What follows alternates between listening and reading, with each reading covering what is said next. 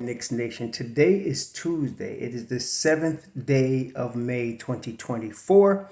I hope you're all safe and healthy today. I hope your family is safe and healthy and that the needs of you and your family in terms of food, shelter, clothing, as well as health are being met today. Blessings upon those that work in the healthcare field, along with the first responders who every day are saving lives. Those also that pick up garbage to keep our places, our streets, sidewalks clean. Those also that make deliveries for our convenience. Double blessings on the men and women that are out here trying to help rescue, deliver, and recover teenagers and children that are victims of child molestation and pedophilia. People that are also victims of pornography and child pornography, prostitution, child prostitution, human trafficking, and sex slavery. Double curses on the perpetrators, the profiteers, and the perverts that create these industries. Finally, double blessings on the homeless. Nearly 600,000 men, women, children, families, veterans, homeless in the United States of America. And there are millions of people around the world in even worse conditions. Blessings upon them, for theirs is the kingdom. There was a basketball game last night. The New York Knicks won game run of the semifinals of the Eastern Conference, 121-117. And of course, off the top, which, media and everybody's going to jump on, which is cool. I mean, Jalen Brunson had 43 points. Josh Hart had 24, 13 boards. DiVincenzo hit 5 threes. Yeah, all of that. But I was looking at the stats, okay? Now, Indiana had 32 assists. The Knicks had 25. Indiana had, and this is big, 64 points in the paint to the New York Knicks 58. Indiana only had 8 turnovers. The New York Knicks had 15 turnovers. Indiana had 9 steals. The New York Knicks had 5 steals. And on and on. Indiana either was with or ahead of the Knicks in a lot of these important categories. But the overall theme of this game is that the Knicks keep coming. See, even I had to catch myself last night watching the game because they get behind and you're hoping, right, as a Knicks fan, that they can come back. You're hoping they can come back. But last night I caught myself, I said, wait a minute. One thing I know, until the final buzzer, they're going to keep coming. You see, it's almost like, Friday the 13th and Jason. You know what I'm saying? You got Jalen Brunson, but it's almost like Friday the 13th. They think they killed him. They think it's done. But he keeps coming. It's like the Nightmare on Elm Street, okay? It's Nightmare at the Garden. They keep coming. Brunson, he keeps coming. Hart, he keeps coming. DiVincenzo, Deuce, they keep coming. OG, they keep coming. And that's what got Indiana last night. Indiana hit the Knicks with their best punch. It was what you would expect of a team trying to steal the home court. In the first game, Miles Turner was hitting Obi Toppin, dunking between the legs. McConnell could not be stopped. All of that. And the Knicks kept coming until they finally caught them. And then in the fourth quarter, they kept coming until Indiana was over. And Indiana fought hard. You got to give them credit. They fought really hard. And I was trying to tell people looking at the Philly series said, well, they handled Embiid. No, this is a different series. It's a different matchup. It's not apples to apples. You can't compare it to Philly. This team, Indiana, presents a different set of concerns than Philly. Okay? They really move the ball. The reason they're such a high-scoring team is nobody hangs on to the ball. The ball just continually moves. 32 assists last night, and that's pretty typical for them, okay? The ball just continually moves, and Halliburton is the distributor. But the toughness, the grit, the clutch play of the Knicks as they keep coming showed me they're going to be too much for Indiana. Indiana's good, and that's no knock on Indiana at all. Indiana is really good. Okay, they're really good. You don't reach the second round of the NBA playoffs in the conference there if you're not good. They're good, but they're gone. And every play, you just knew Brunson was coming. The ball was loose. You knew Hart was going to be around it somewhere. And Devo, you just knew you could not leave him in open three. He was going to nail it.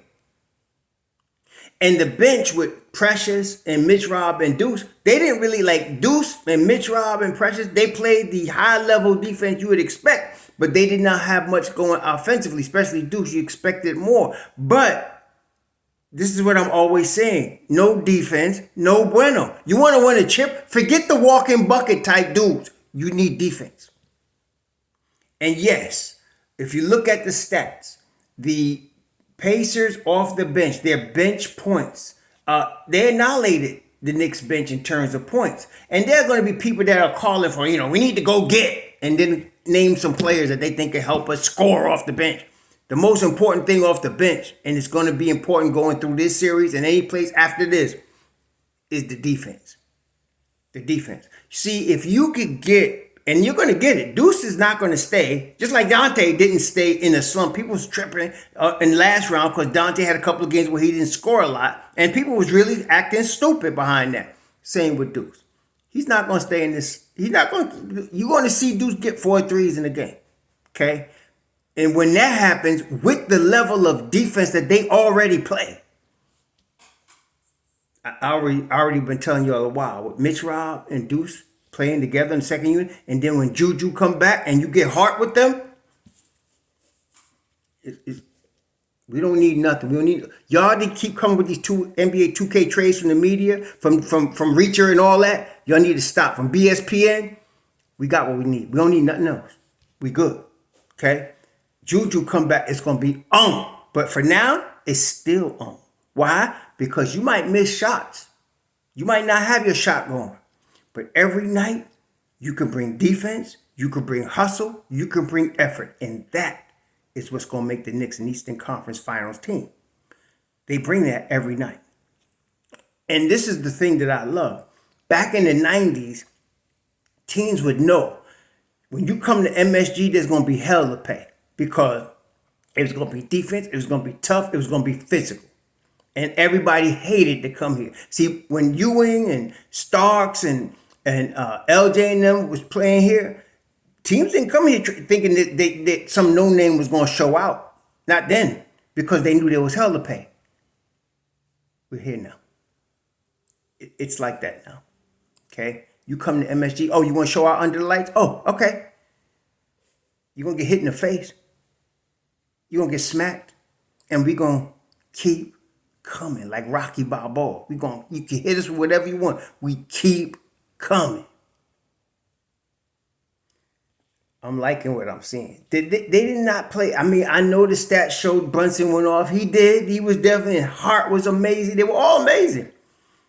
But what the overall thing that I saw in that game was the heart. What New York likes. They like guys that come and play with heart.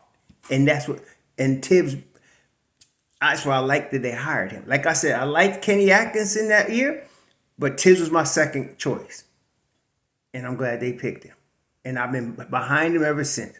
Because what he causes his players to bring is heart. That's what he loves about Josh Hart from the time they got him. He wanted Josh Hart because he plays with heart. He keeps coming. 48 minutes last night. To me, you're going to burn the Knicks out. Y'all want to win the championship or y'all want to whine about minutes? And all y'all keep talking about Burks. I'm glad Alec Burks is on the team. I mean, once a Knick, always a Knick. But dudes, he ain't going to help us win nothing now. Wave that towel and support your squad, brother. And that's what he's doing. But we got what we need. And we ain't seen Precious yet. 4 minutes last night. And it was because of the matchup. And because not only the matchup, how well Hart and OG were playing. If you look at the minutes, well, we know Hart played all 48 minutes last night. And if it was overtime, he'd have played them too. But OG played 42 minutes last night. Okay, OG played 42 minutes. The bench, Robinson got 12 minutes. McBride got 11. Achua only got 4. That was your bench. And it was because of how well the starting five was playing.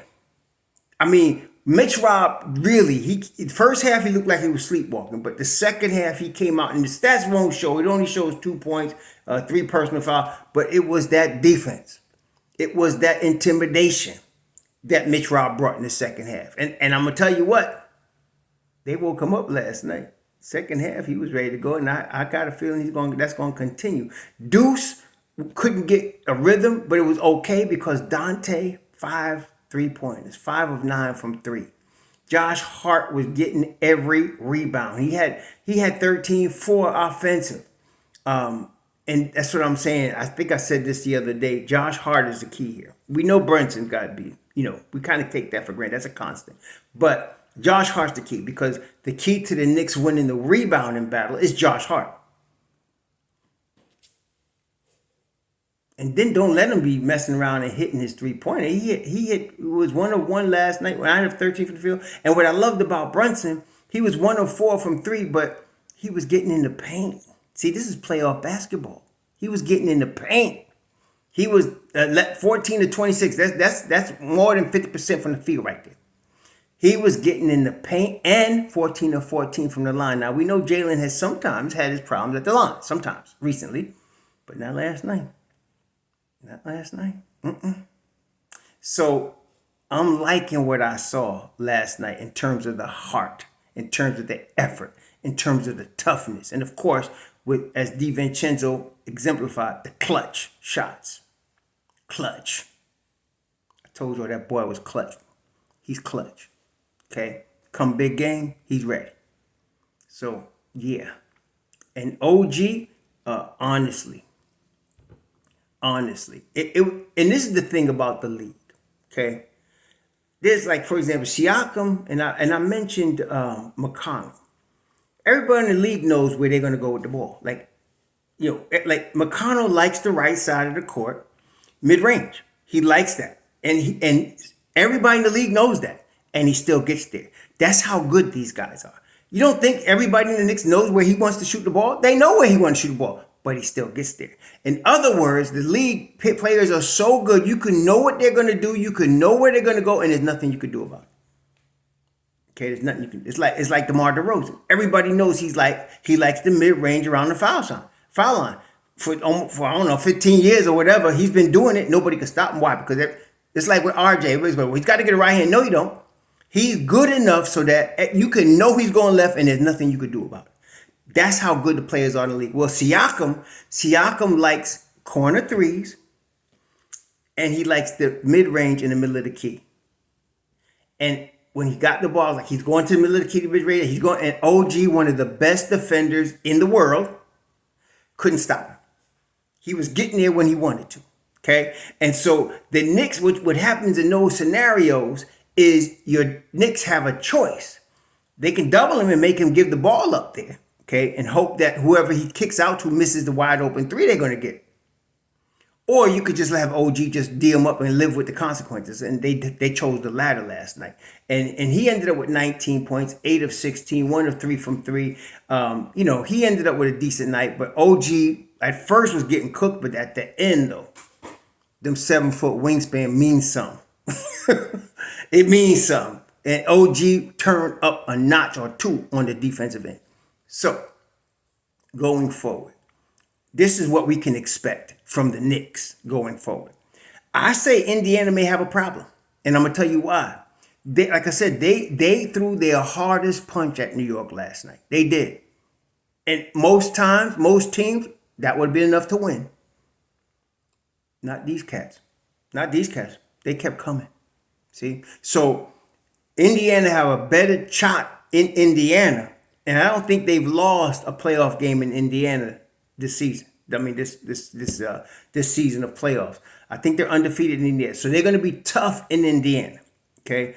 But in New York, I think we're okay. We got to see this next game to see what happened, but I think they're going to be okay. Okay? And so really what the Knicks need is to defend home court and win 1 game in Indiana. That's all they got to do. Defend home court and win 1 game in Indiana. I say it as all they got to do, but it's simple, but it ain't easy, okay? Don't think it's going to be easy. It's not going to be easy. But that's what they need to do. So this next game, they got to win, the Knicks. and then they go to Indiana, and that's it's going to be a tough game this game because Indiana's they fight, man. They also fight. They're not nobody hardly is like the Knicks in this category that keep coming at you, but Indiana is a good team. Carlisle got them fighting. They're going to be fighting, so we got to earn the next win. If they can, you're going to see what happens. Anyway, y'all enjoy your Wednesday, the Tuesday. Excuse me. Be safe out there. Sure.